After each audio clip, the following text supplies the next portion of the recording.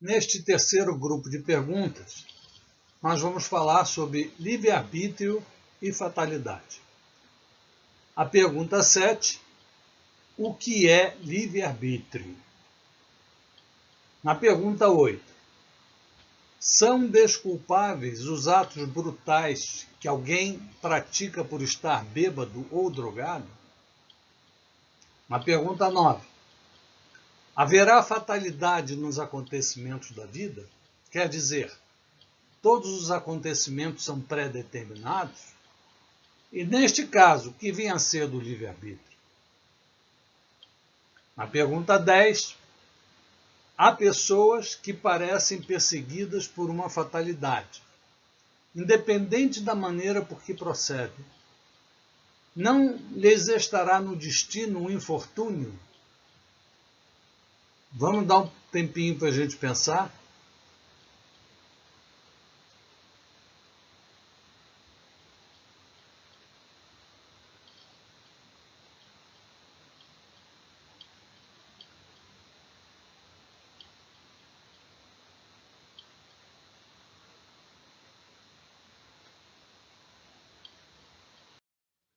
Então, vamos às respostas.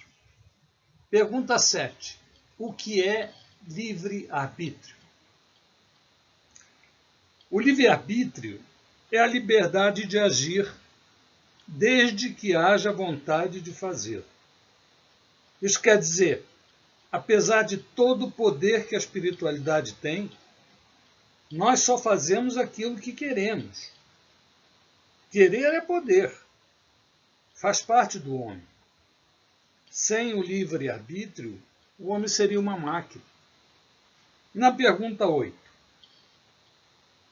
são desculpáveis os atos brutais que alguém pratica por estar bêbado ou drogado? Sabemos que a resposta é nunca. Porque quem se intoxicou usou seu livre-arbítrio para satisfazer suas paixões brutais, ou seja, comete duas faltas graves. A pergunta 9. Haverá fatalidade nos acontecimentos da vida? Quer dizer, todos os acontecimentos são pré-determinados? E neste caso, o que vem a ser do livre-arbítrio? A fatalidade só existe na escolha da prova que nós fizemos quando pedimos para reencarnar. Fala-se das provas físicas, pois no que diz respeito às provas morais e às tentações, o espírito, conservando o livre-arbítrio quanto ao seu bem e ao mal, é sempre quem decide ceder ou resistir. Mesmo que haja influência espiritual boa ou má, a sua vontade se conserva livre. É você quem decide. E na pergunta 10? Há pessoas que parecem perseguidas por uma fatalidade, independente da maneira por que procedem. Não lhes estará no destino um infortúnio? Olha, talvez sejam provas que escolheram, mas a maioria das vezes se trata de consequência das próprias faltas. Achamos mais simples e menos humilhante para o nosso amor próprio atribuir à má sorte ou ao destino os nossos insucessos, ao invés de os atribuir à nossa própria falta. A fatalidade de verdade só existe quanto ao momento em que devemos partir deste mundo. Mesmo assim, este momento pode ser alterado, como no caso do Chico Xavier ou da irmã Dulce, em que tantas pessoas pediam por eles que a sua partida foi adiada.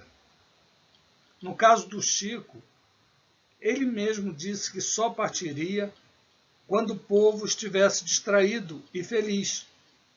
Foi na comemoração da conquista da Copa do Mundo de futebol, no dia 30 de junho de 2002, que o povo se distraiu e ele conseguiu partir. Aqui precisamos ter um cuidado essencial. Não acredite que tudo que acontece com a gente esteja escrito. Um acontecimento qualquer pode ser a consequência de um ato que a gente tenha praticado por livre e espontânea vontade, de tal maneira que se a gente não tivesse praticado, aquilo não aconteceria.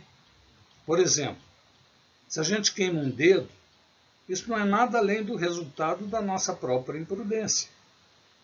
O que a gente acha que é fatalidade, a maioria das vezes, é resultado do caminho falso que a gente escolhe, às vezes até em discordância da nossa inteligência e aptidão. Quem pretender atravessar um rio a nado sem saber nadar, tem grandes probabilidades de se afogar. Às vezes, a gente acha que é vocação o que não passa de desejo de satisfazer a certas paixões. Fracassamos por nossa culpa. Mas em vez de assumir a culpa, a gente prefere se queixar da sorte.